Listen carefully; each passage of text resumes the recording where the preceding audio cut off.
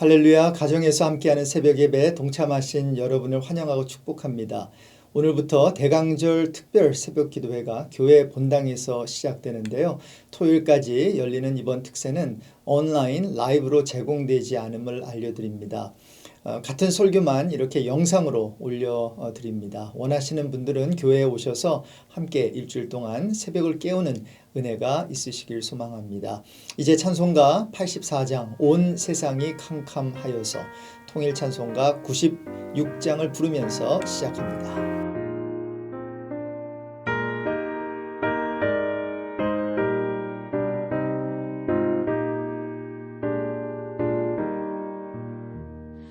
세상이 캄캄하여서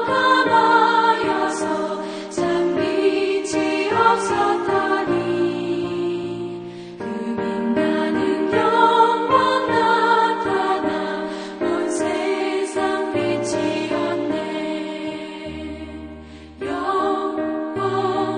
영광의 주 영광의 주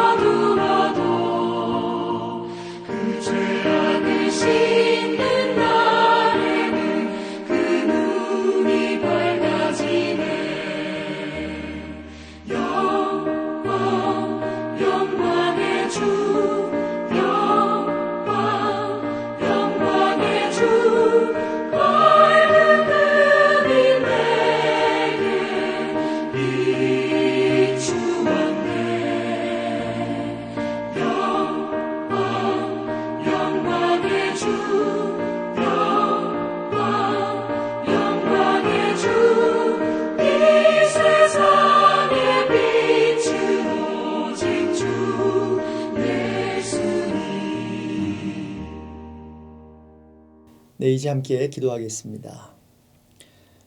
어둡고 소망 없던 땅에 빛으로 오신 예수님을 찬양합니다. 오늘부터 시작하는 복된 대강절 특별 새벽 기도의 자리로 우리를 이렇게 인도해 주셔서 고맙습니다. 이번 특세를 통해 크리스마스의 기적과 은혜를 다시 한번 경험하는 시간이 되길 간절히 소망합니다. 크리스마스의 기적은 무엇보다도 이 땅에 오신 예수님인데 인생 최고의 선물인 예수 그리스도를 우리 온 가족이 받아들여 하나님의 자녀가 되는 권세를 누리게 해 주시길 기도드립니다. 이 시간 종의 입술에 숯불을 대어 주셔서 할례된 입술로 주의 거룩한 말씀을 전하게 하시고 듣는 자들에게도 할례의 귀와 할례의 마음으로 듣고 화답하는 거룩한 시간이 되게 해 주십시오. 이 시간 레마의 말씀을 우리 심장에 꽂아 넣어 주시길 간절히 소망하며 평강의 왕으로 오신 예수님의 이름으로 기도드립니다. 아멘. 오늘 주시는 말씀은 이사야 9장 1절에서 7절 말씀입니다. 함께 교독하겠습니다. 전에 고통받던 자들에게는 흑암이 없으리로다. 옛적에는 여호와께서 스불론 땅과 납달리 땅이 멸시를 당하게 하셨더니 후에는 해변길과 요단 저쪽 이방의 갈릴리를 영화롭게 하셨느니라. 흑암에 행하던 백성이 큰 빛을 보고 사망의 그늘진 땅에 거주하던 자에게 빛이 비치도다. 주께서 이 나라를 창성하게 하시며 그 즐거움을 더하게 하셨으므로 추수하는 즐거움과 탈취물을 나눌 때의 즐거움 같이 그들이 주 앞에서 즐거워하오니 이는 그들이 무겁게 맨 멍에와 그들의 어깨의 채찍과 그 압제자의 막대기를 주께서 꺾으시되 미디안의 날과 같이 하셨음이니이다. 어지러이 싸우는 군인들의 신과 피 묻은 겉옷이 불에 섭같이 살라지리니 이는 한 아기가 우리에게 낳고 한 아들을 우리에게 주신 바 되었는데 그의 어깨에는 정사를 메었고 그의 이름은 기묘자라 모사라 전능하신 하나님이라 영존하시는 아버지라 평강의 왕이라 할 것임이라. 그 정사와 평강의 더함이 무궁하며 또 다윗의 왕좌와 그의 나라에 군림하여 그 나라를 굳게 세우고 지금 이후로 영원히 정의와 공의로 그것을 보존하실 것이라. 만군의 여호와의 열심히 이를 이루시리라. 네, 말씀드린 대로 대강절 특세 오늘부터 토요일까지 계속되는데요. 이번 특별 새벽기도회 전체 주제는 크리스마스의 기적입니다. 오늘 첫날에는 하나님의 열심, 우리의 기다림이란 제목으로 크리스마스의 기적은 하나님의 열심과 인간의 기다림 속에 일어난 일임을 살펴보려고 합니다. 여러분, 신앙생활 하면 어떤 느낌이 드시나요? 혹시 부담을 느끼진 않으세요?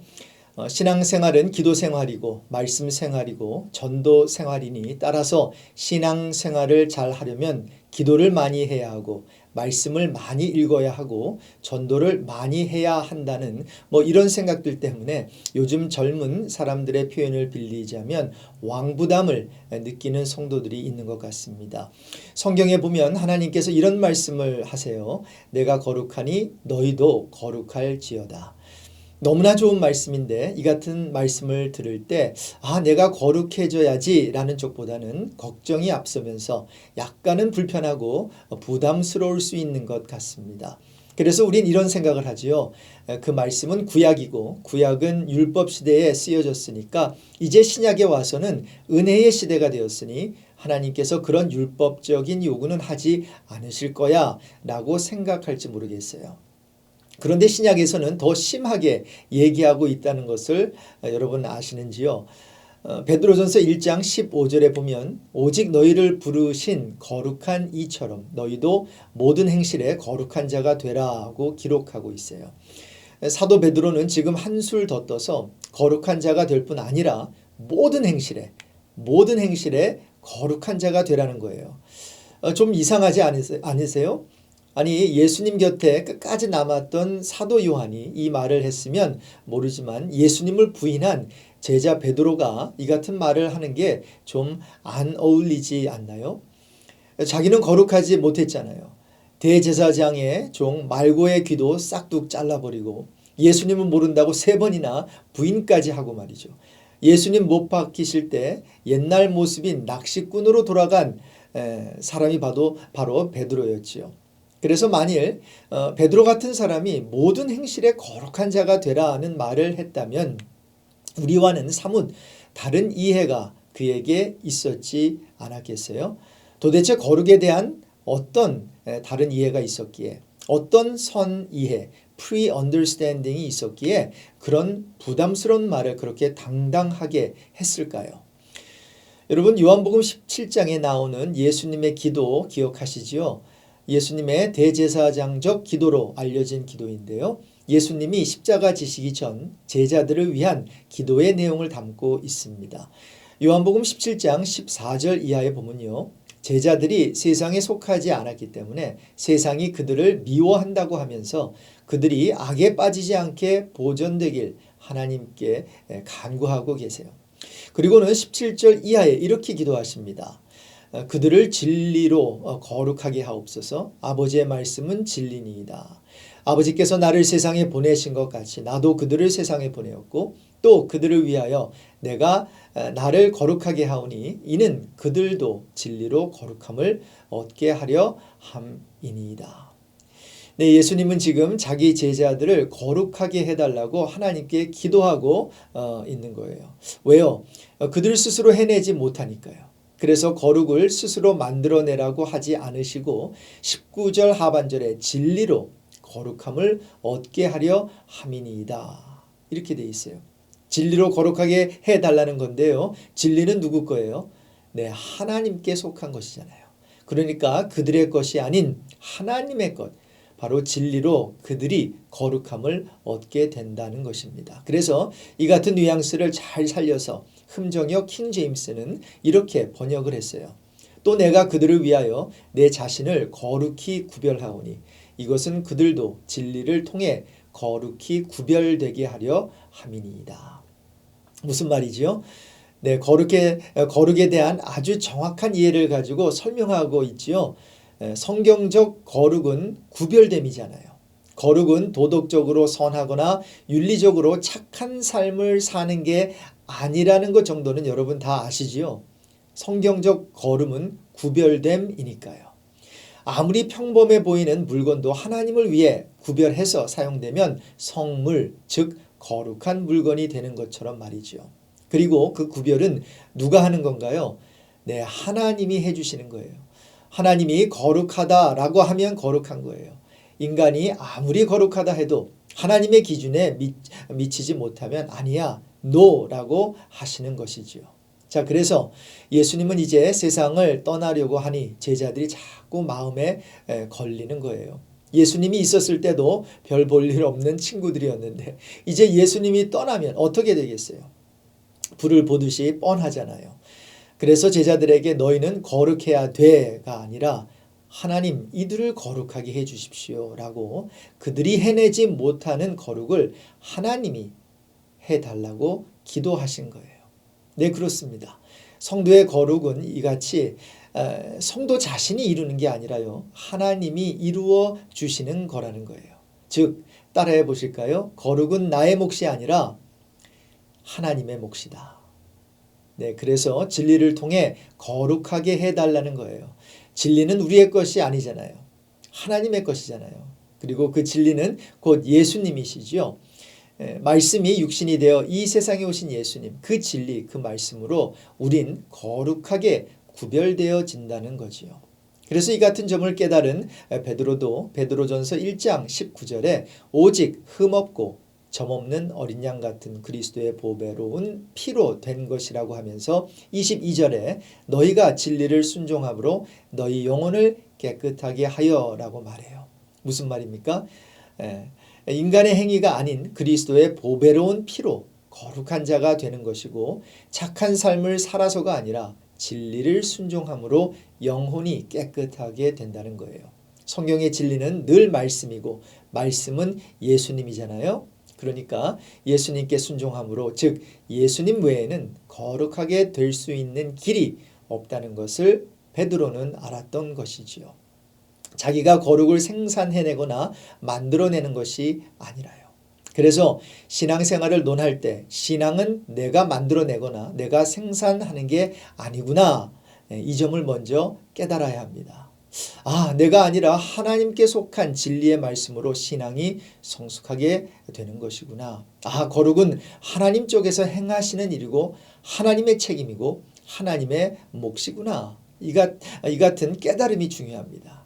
이 점을 빨리 깨달아야 그때부터 진짜 신앙의 성장이 비로소 시작되는 것이지요. 이게 무슨 말인가 하면요. 쉽게 말하자면 내가 거룩한 삶을 살고자 하는 바람보다 하나님의 바람이 더 크다는 것이고요. 내가 구원받고자 하는 마음보다 하나님이 나를 구원해 주시고자 하는 마음이 더 크다는 거예요. 여러분 이 사실을 믿으세요? 믿으시는 분들만 아멘. 네, 아멘입니다. 바로 이 같은 하나님의 마음을 성경은 다음과 같이 표현하고 있습니다. 로마서 2장 4절인데요. 내가 하나님의 인자하심이 너를 인도하여 회개하게 하심을 알지 못하여. 새 번역에 보니까요. 하나님께서 인자하심을 베푸셔서 그대를 인도하여 회개하게 하신다는 것을 알지 못하고. 무슨 말인가요? 회개조차도 우리가 스스로 하는 게 아니라 하나님의 인자하심으로 우리가 인도함을 받아야 회개할 수 있다는 것입니다. 이것은 인간의 열심이 아니라 하나님의 열심으로 회개에 이르게 된다는 것을 잘 보여줍니다. 그래서 이렇게 하나님의 열심으로 이루신 일들을 기록해 놓은 책이 바로 성경입니다. 자, 그래서 오늘 아침에 읽은 본문도 하나님의 열심에 대해 언급하고 있는데요. 7절을 함께 읽겠습니다. 7절입니다. 그 정사와 평강의 더함이 무궁하며 또 다윗의 왕좌와 그의 나라에 군림하여 그 나라를 굳게 세우고 지금 이후로 영원히 정의와 공의로 그것을 보존하실 것이라. 만군의 여호와의 열심히 이를 이루시리라. 7절 하반절의 표현, 즉 만군의 여호와의 열심히 이를 이루시리라는 것은 그 앞구절들에 대한 결론입니다. 앞구절들은 모두 하나님의 예언에 대한 내용인데요. 그 예언이 뭐지요? 네, 메시아 왕국에 대한 예언인데요. 여호와 하나님의 절대적 주권으로 메시아 나라가 세워지되 반드시 세워질 것을 강조하고 있어요. 왜 이렇게 반드시 세워질까요? 하나님 자신이 그 일을 이루시기 때문이라는 것입니다. 여러분, 그렇습니다. 신앙의 논리는 딱 하나입니다. 하나님이 하시면 반드시 그대로 이루어집니다. 할렐루야. 네, 그래서 그 예언이 얼마나 확실한지 성경은 마치 그 일이 이미 이루어진 것으로 설명을 하는 거예요. 한번 보세요. 이제 메시아 왕국은 6절에서 언급하고 있는 한 아기를 통해 세워지게 되거든요. 그런데 6절에 보면 이는 한 아기가 우리에게 낳고 이미 낳았어요. 한 아들을 우리에게 주신 바 되었는데 이미 주신 바 되었다는 거예요. 그렇죠? 그리고 7절에 이렇게 말해요. 새 번역 성경으로 읽어보겠습니다. 그의 왕권, 그 아기의 왕권은 점점 더 커지고 나라의 평화도 끝없이 이어질 것이다. 그가 다윗의 보좌와 왕국 위에 앉아서 이제부터 영원히 공평과 정의로 그 나라를 굳게 세울 것이다. 자, 그래서 그렇게 왕권을 가진 그 아이를 통해 다윗의 보좌와 왕국 위에 앉아서 영원히 나라를 세울 것이라는 것인데요. 그 아기가 이미 우리에게 주어졌다는 거예요. 이미 태어났다는 거지요. For to us a child is born, to us a son is given. 이라고 영어로 되어 있는데요. 모두 완료 시제로 되어 있습니다. perfect tense죠. 그러니까 이미 일어난 일로 표현되어 있어요. 그래서 중세시대의 성경학자들 대부분은 이러한 완료 시제를 이유 삼아서요. 6절과 7절에 예언되어 있는 이 아기가 그 당시 히스기야 왕이라고 주장을 했습니다. 그 당시 이미 태어난 왕 히스기야 말이죠. 그런데 이 같은 완료 시제는 그냥 완료 시제가 아니라 예언적 완료 시제라는 주장이 나오기 시작했습니다. 한 사건이 아직 발생하지 않았지만 그래서 앞으로 미래에 발생할 일이지만 아무도 부정할 수 없을 만큼 확실하게 이루어지는 것을 강조하기 위해서 완료 시제를 예언적으로 사용한 것인데요. 마치 과거에 이미 성취된 것처럼 완료 시제를 사용해 그 예언을 강조했다는 거예요. 그래서 이것을 예언적 완료 시제, prophetic perfect tense라고 부릅니다. 그래서 여기에 나오는 한 아기는 히스기야 왕이 아니라는 거죠. 이게 말이 되는 게요. 이 아기에게 주어지고 있는 호칭을 보면 인간 통치자에게 어울리지 않는 호칭들이 많아요. 6절에 보세요. 그의 어깨에는 정사를 메었고 그의 이름은 기묘자라 모사라. 여기서 기묘자라 모사라는 표현은 많은 번역본에서 하나님의 호칭 놀라우신 조언자로 옮겼습니다. 계속 읽어보면 전능하신 하나님이라, 그렇죠? 영존하시는 아버지라, 영원한 아버지라는 거예요. 어떤 인간이 영원할 수 있어요?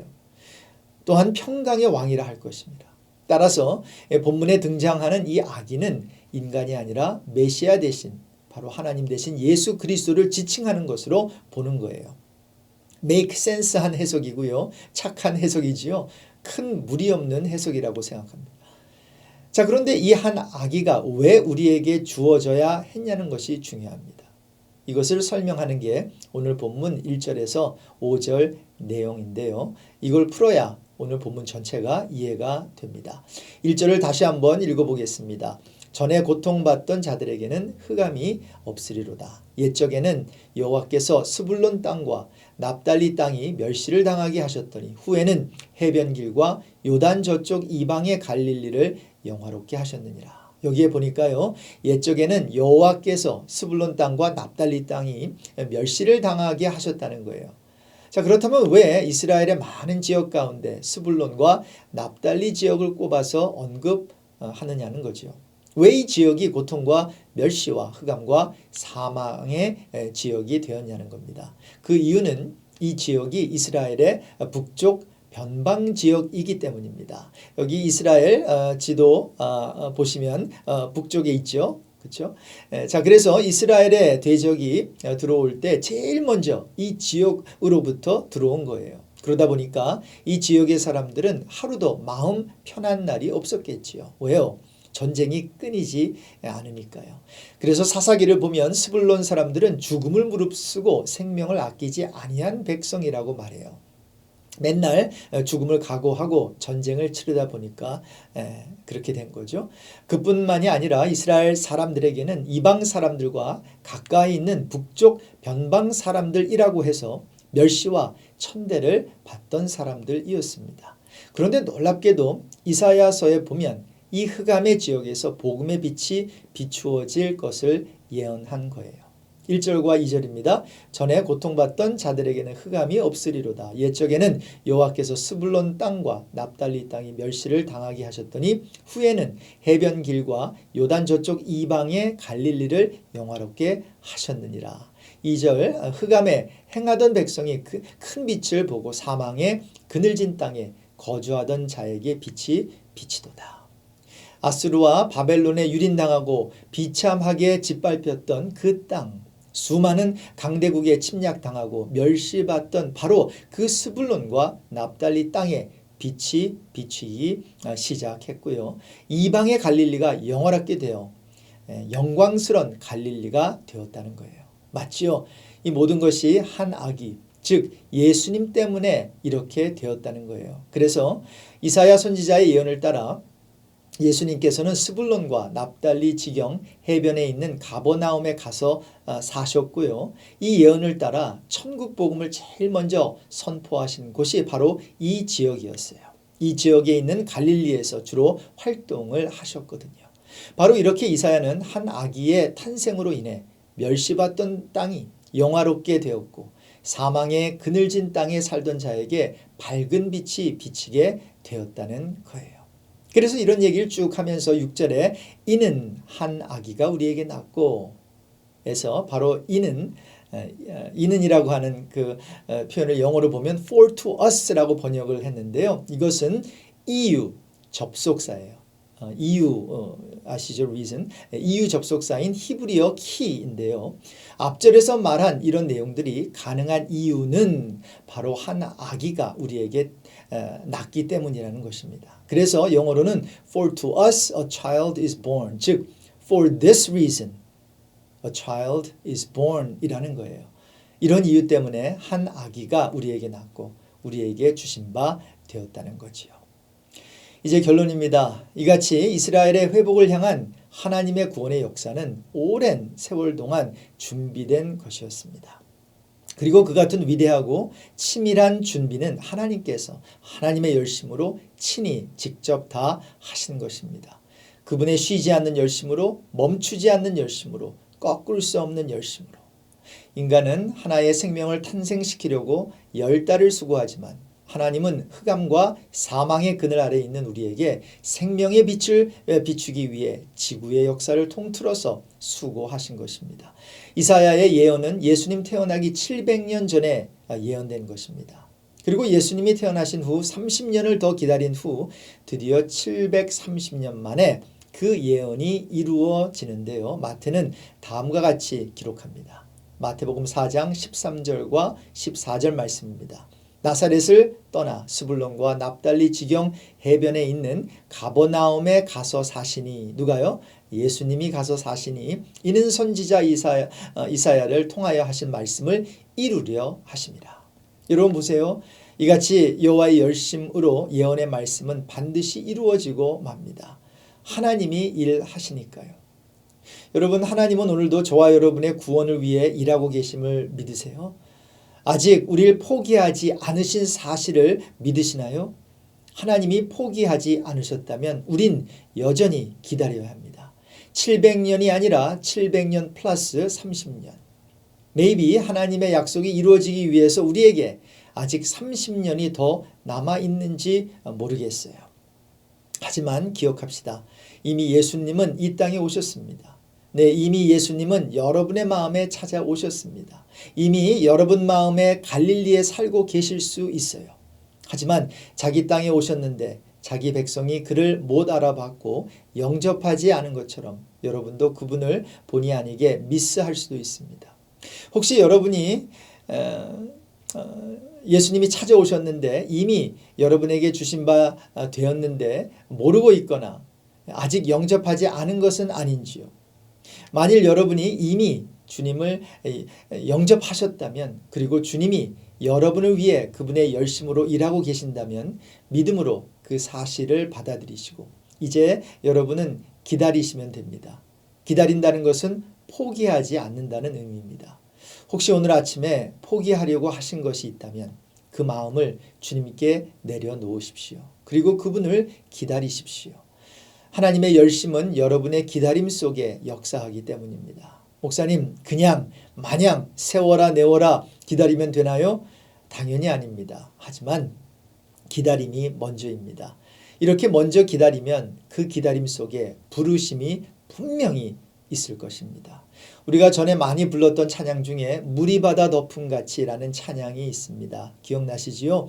그 찬양 가사 중에 첫 부분이 이렇게 됩니다. 세상 모든 민족이 구원을 얻기까지 쉬지 않으시는 하나님. 이렇게 구원을 위해 하나님이 쉬지 않고 일하시니 우리는 가만히 있으면 될까요? 아닙니다. 그 다음 가사가 우리를 이렇게 도전하고 있습니다. 주의 심장 가지고 우리 이제 일어나 주 따르게 하소서. 세상 모든 육체가 주의 영광 보도록 우리를 부르시는 하나님, 주의 손과 발 되어 세상을 치유하며 주 섬기게 하소서. 여호와의 열심으로 주님이 일하고 계시니 우리 또한 주의 심장을 가지고 일어나야 합니다. 일어나 주를 따라야 합니다. 주의 손과 발 되어 세상을 치유해야 합니다. 우리 모두 그렇게 되는 은혜가 이 성탄 시즌에 충만하길 소망합니다. 기도하겠습니다. 주님, 우리의 소망과 꿈이 무너질 때 깊은 고통을 경험하게 됩니다. 하지만 그 고통 속에서 하나님 한 분만을 간절히 원하게 되는 갈망이 나오게 됨을 또한 봅니다. 오늘 새벽에 성공하지 않아도 된다는 주님의 음성을 듣게 해 주십시오. 성공하는 것보다 중요한 것은 성장하는 것임을 알게 해 주십시오. 신앙생활은 성공 스토리가 아니라 성장 스토리이기 때문입니다. 2000년 전 아기 예수를 버려진 땅 이방의 갈릴리로 보내주심을 감사드리며 우리 개개인의 척박한 땅 갈릴리로 예수님을 보내주셔서 흑암 속에서도 소망의 한 줄기 빛을 보게 해 주십시오. 이 세상의 빛으로 오신 예수 그리스도의 이름으로 기도드립니다. 아멘. 이제 개인 기도의 시간을 갖겠습니다. 좋은 한 주간 되시고요. 또 주님의 이름으로 축복합니다. 샬롬.